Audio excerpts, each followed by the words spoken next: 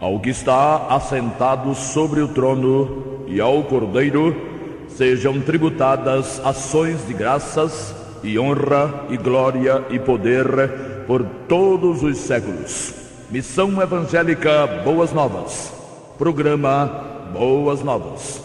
O que jamais passou pela mente de pessoa alguma em toda a história do gênero humano, salvação eterna, vida eterna de graça, sem participação humana nenhuma, é o que pregamos, porque é isso que significa o Evangelho da Graça do Senhor Jesus.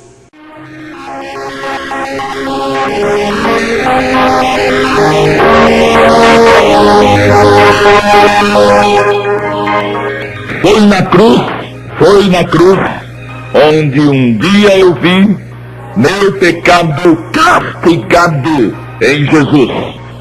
Foi ali pela fé que os olhos abri, e agora me alegro em sua luz. Este estribilho, composto pelo remido consciente Maxwell Wright no século XIX, já foi repetido muitos milhões de vezes em muitas partes do mundo.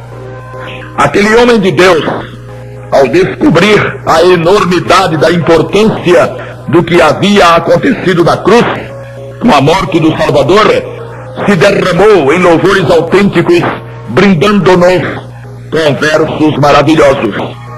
Mas será que todos quantos já cantaram a plenos pulmões esses versos, de fato, confiaram no que estavam cantando, ou foram sinceros no que diziam? Ao longo de todo esse tempo, quando esse hino foi cantado, houve verdadeiro louvor? Houve glorificação ao nome do Senhor Jesus como o Salvador de pecadores? Houve consciência da plenitude, da satisfação da justiça divina com a justiça do Cordeiro Eterno? Em outras palavras, os que cantaram confiando que a justiça do Senhor Jesus tenha ou tinha satisfeito, tenha ou tinha cumprido todas as exigências da justiça do Senhor Deus. Foi na cruz, sim, foi na cruz, onde um dia eu vi meu pecado castigado em Jesus. Aqui há louvor. O compositor glorificou a Jesus, admitindo ter sido seu pecado castigado no castigo imposto ao Senhor na cruz. Ora, se o castigo de Jesus foi o castigo no e do pecado de alguém, então esse alguém não terá mais por que ser castigado pela justiça divina, que já aplicou o castigo que ele deveria receber naquele que foi invocado como Salvador. Mas é assim que tem acontecido com todos os que cantaram e cantam o refrão. Eles se veem livres do castigo de Deus mesmo na questão da culpa do pecado, confiaram e confiam plenamente na obra do Salvador. Não é o que as atitudes demonstram, não. Não tem ou não existe tanta gente assim confiando na justiça de Jesus, não. Não são muitos os que sabem ser o caráter de Deus absolutamente impoluto, sem mácula e sem mancha, e terminam por não confiar nem na justiça de Deus e nem na justiça do Senhor Jesus. Cantar, cantam. Dizer, dizem. Mas lá no subconsciente e também cá no consciente, na mente, quando a coisa aperta, desconfiam que esse negócio de pecado castigado em Jesus não deve ser levado tão a sério, não. Vai que não seja, vai que não tenha sido.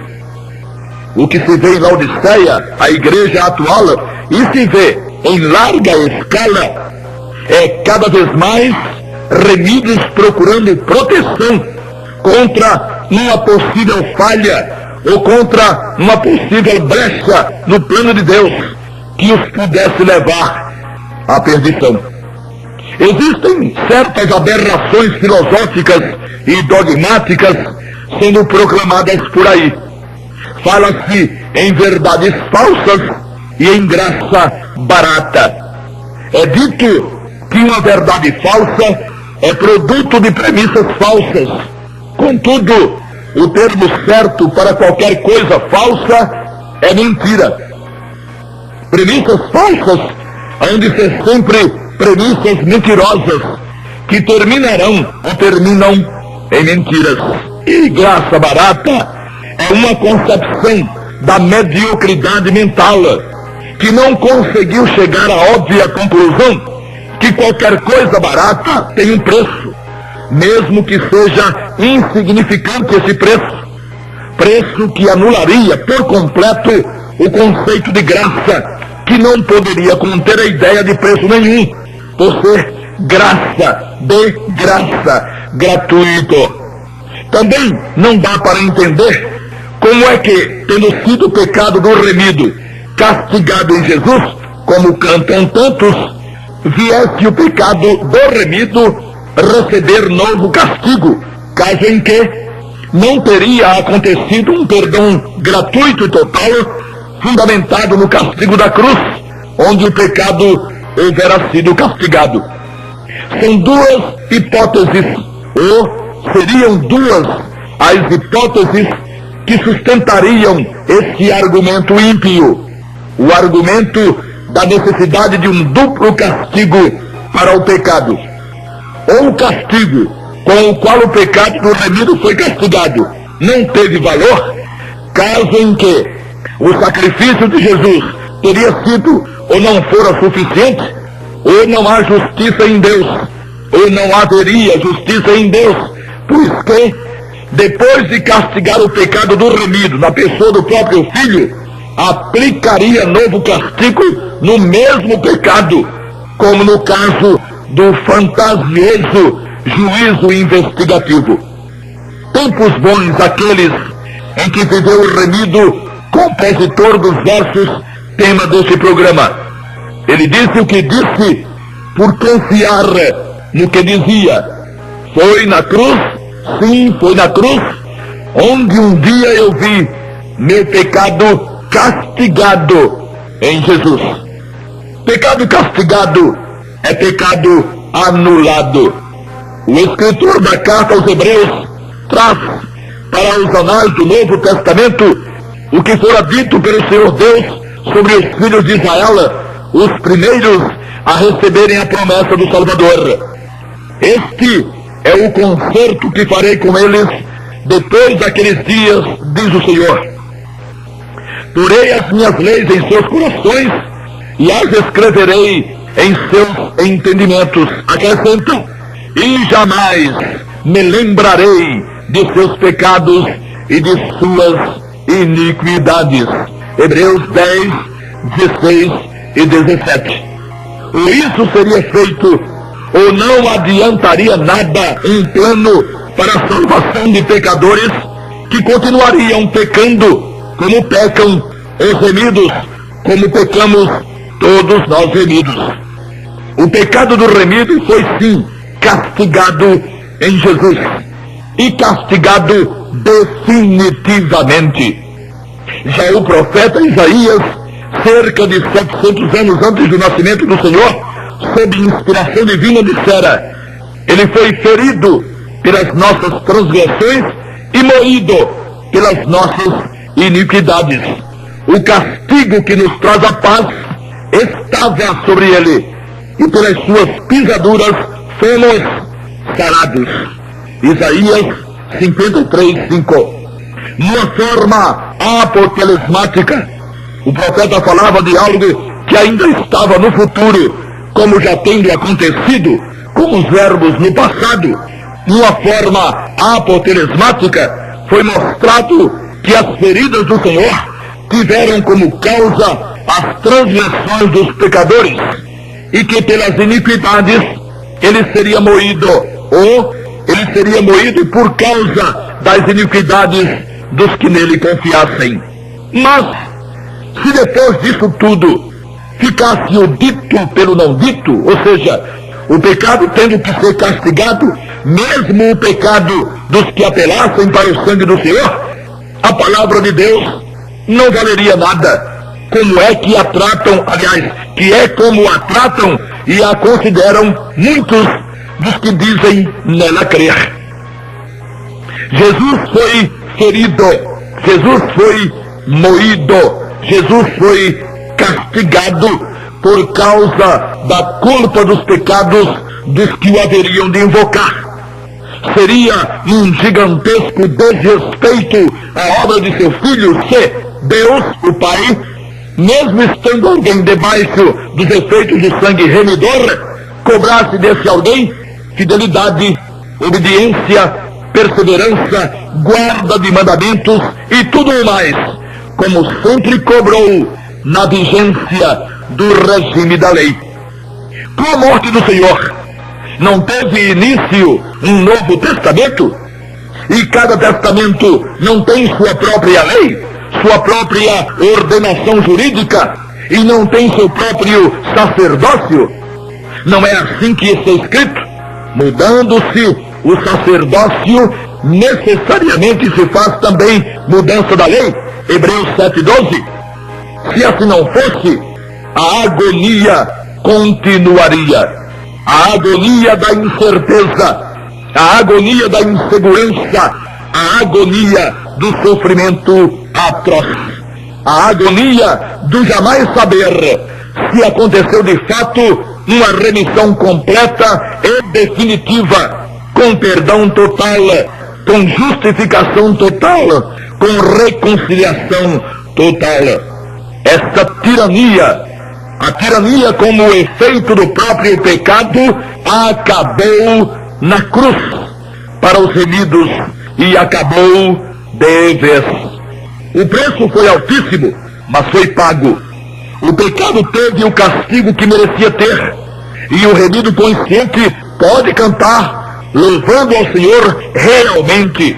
Foi na cruz, sim, foi na cruz que um dia eu vi meu pecado castigado em Jesus. Quem ainda não viu seu pecado castigado no castigo de Jesus, cantar até pode, mas seu cantar não significará louvor e nem terá a aceitação do Altíssimo. Foi na cruz e não na vida. Foi na cruz, não foi no dia a dia. Não foi depois de uma vida de testemunho, em que se dá testemunho de si mesmo. Foi na cruz. Não foi por alguém se tornar melhor do que fora ou do que era. Foi na cruz. A questão é que muita gente ainda não viu seu pecado castigado em Jesus. E teme. E teme com desespero até. Teme que venha receber novo castigo. Castigo que resultaria na condenação, na perdição, nas trevas eternas. Teme até essa gente não ser arrebatada se não estiver pronta, se não estiver merecendo, se não estiver perseverando. Essa mesma gente, de forma inconsciente a dizer, termina o refrão dizendo: e agora me alegro em sua luz. Alegra-se nada. Alegrar-se como? Se vive em tormento, na corda bamba, com o coração por um fio, ouvindo o líder dizer o tempo todo que quem não for fiel e perseverante pode esquecer a glória e pode esquecer o Senhor. Que alegrar-se coisa nenhuma. Isso é o que tem acontecido com a igreja de Laodiceia, essa de agora. Ela não consegue alegrar-se com a alegria do Senhor, porque não consegue ver. Luz existe, mas um deficiente visual não consegue ver nem mesmo a luz do sol em pleno meio-dia. Não há defeito na luz, e nem está faltando luz. O problema é a falta de visão. Só se alegra a luz do Senhor quem tem consciência de ter sido seu pecado castigado nele. Porque consegue ver. O Senhor, a igreja atual aconselha: unge os teus olhos com colírio para que vejas. Apocalipse 3, 18. Ainda bem que a cegueira de Laodiceia pode ser revertida. Basta que ela faça uso do colírio da palavra de Deus. Ela tem a palavra de Deus, mas a palavra vem sendo usada ao seu belo prazer, em sua completa conveniência, para respaldar pontos de vista e dogmas seculares acariciados profundamente, mesmo distantes dos contextos e de análises e de exegeses confiáveis. Enfim, ninguém será desculpado se errou porque quis. No plano de Deus não existe bagunça ou anarquia, mas também ninguém será desculpado se não sabia porque não cuidou em saber. O remido consciente e temente a Deus descobriu ter sido seu pecado castigado em Jesus. Isso aconteceu quando ele, pela fé, abriu seus olhos. Até então, viveu vivendo uma vida de medo e de incerteza, uma vidinha medíocre. Desde então, alegra-se profundamente na luz do Senhor. Para se alegrar na luz, ele teve que primeiro ver a luz. Nós, remidos desta época, compomos a igreja de Laodiceia. Nenhum remido tem como evitá-lo. Os 6 períodos anteriores já se foram. Qualquer estudante de escatologia, mesmo sem muita profundidade nessa área, sabe isso de cor e salteado. Somos Laodiceia. Mas Laodiceia é tão Laodiceia que não admite que o que anda fazendo não seja o que disse Jesus que Laodiceia faria. Laodiceia é qual um cadáver pronto para ser sepultado, enfeitado com lindas flores, rodeado de gente, cumulado de elogios, mas morto, sem vida. Muitos de Laodiceia não querem nem saber de ouvir falar nisso. Tremem da cabeça aos pés só com a ideia de pertencerem a Laodiceia, mas pertencem. E descobrir que o Senhor Jesus, o Senhor da igreja, tem dela nojo, estando a ponto de vomitá-la, não é fácil, mas é a verdade. O Senhor não consegue ter prazer naquilo que ele vê sendo feito e sendo dito em seu nome. E ele declarou seu desprazer de forma peremptória, incisiva, direta. Estou a ponto de vomitar-te da minha boca. Eis que estou à porta e bato. Se alguém ouvir a minha voz e abrir a porta, entrarei em sua casa e com ele cearei e ele comigo. Apocalipse 3, 16 e 20. Para não perder sua condição de Laodiceia, Laodiceia tem atribuído ao mundo e dirigido ao mundo essas declarações do Senhor Jesus. Só que o Senhor estava se dirigindo à igreja e não ao mundo. Nem ele se dirigia ao mundo e nem se dirigia a uma pequena comunidade do primeiro século encravada na Ásia Menor apenas. É com a igreja atual, miserável, desgraçada, pobre, cega e nua, que ele não consegue manter comunhão, pois ela lhe provoca ânsias de vômito. O mundo já é o mundo. O mundo já está no maligno. O mundo já navega na perdição e nas trevas. O problema não é com o mundo. O problema é com Laodiceia, que faz que não está entendendo e nem sabendo. Na carta a Laodiceia não existe uma só reprimenda do Senhor no que diz respeito a qualquer dos pecados da carne.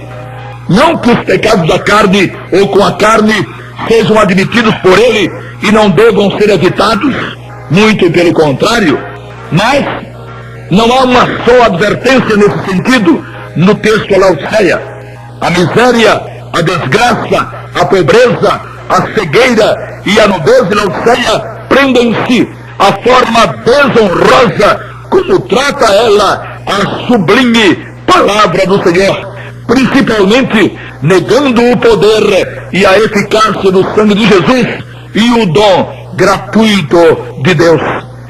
Se Laodiceia cantasse o que canta, foi na cruz que um dia eu vi meu pecado castigado em Jesus, e confiasse no que canta, não diria o que diz. Se seu pecado foi castigado em Jesus, teria que ser considerado aviltante, fora completamente de propósito qualquer proposta de qualquer outro castigo. Mas é só o que se ouve em tudo quanto é lugar. Cuidado, você precisa perseverar. Cuidado, você precisa estar pronto. Você precisa merecer. Quantos estão, sinceramente, alegres na luz do Senhor? Estão alegres na luz do Senhor? Ou sentem alegria quando sentem estarem merecendo o favor de Deus em função da vida espiritual, em função das orações que fazem, dos Jesus que praticam, ou da prosperidade que ostentam e que dizem ser Deus fiel? O tempo está findando, e irá findar também a forma como a palavra de Deus vem sendo tratada, desviada de seu sentido, objeto de sofismas, descontextualizada para servir a interesses particulares, tendo torcidos seus significados para tornar a expectativa da eternidade, mesmo para os que já invocaram o nome do Senhor Jesus, em algo caótico, cheio de incertezas, amargo, insuportável, longe, bem distante da alegria que sente quem está na luz do Senhor, como registra o hino aludido. Isso é feito, isso é dito, para ficar mais fácil controlar e manter nos redis ovelhas ávidas por liberdade. Isso é grave, isso é muito grave. Mas, prezado ouvinte, muito mais grave, mas muito mais grave mesmo, é estar fora da igreja de Jesus, mesmo desta igreja. É estar fora do grupo que será tomado pelo Senhor por ocasião do arrebatamento que está bem próximo. Não interessa nem um pouquinho se você acredita ou não em um arrebatamento secreto. Ele não deixará de acontecer só porque você, e seja lá quem mais for, tenham mais o que fazer, você e os outros, para ficarem crendo em uma coisa esquisita, como milhões de pessoas sendo retiradas da face do planeta assim, em uma velocidade incapaz de ser medida por qualquer instrumento da invenção humana. E pode acreditar, essa incredulidade existente é que tornará o arrebatamento dos remidos ainda mais surpreendente. Pois bem, mesmo essa igreja, essa que causa ânsias de vômito no Senhor, no Salvador, essa de agora, com a qual ele não consegue manter comunhão, com as exceções, é óbvio, estando do lado de fora a bater, essa igreja será arrebatada. Ela foi comprada pelo sangue perfeito daquele a quem invocou como Salvador pessoal. Ela será arrebatada porque seu pecado, o pecado da igreja, de cada remido, foi castigado em Jesus. E cada remido foi elevado à condição de filho. E sabe como é? Filho é filho.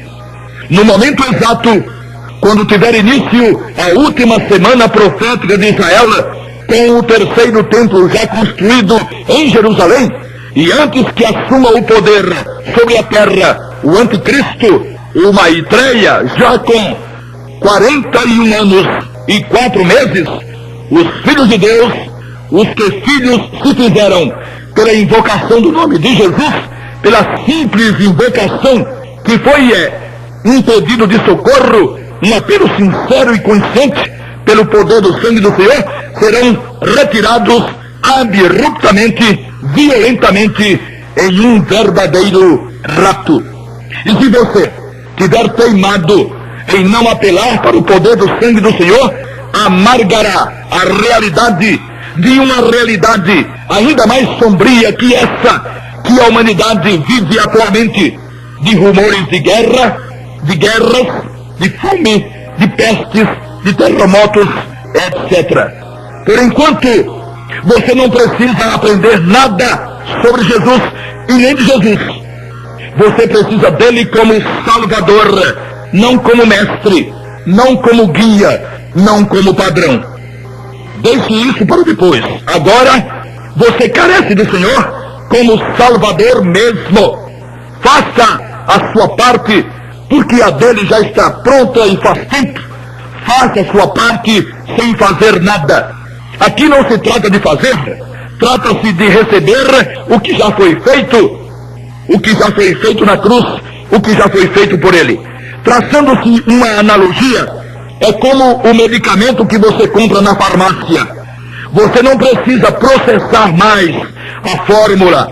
Você não precisa conhecer os componentes e não necessita entender nada de farmacopeia. Você compra o remédio e toma. Ele já está pronto, totalmente pronto. O preço do resgate já foi pago, totalmente pago. O pecado já foi castigado, totalmente castigado. O Senhor já suportou as dores, as agruras e os espinhos.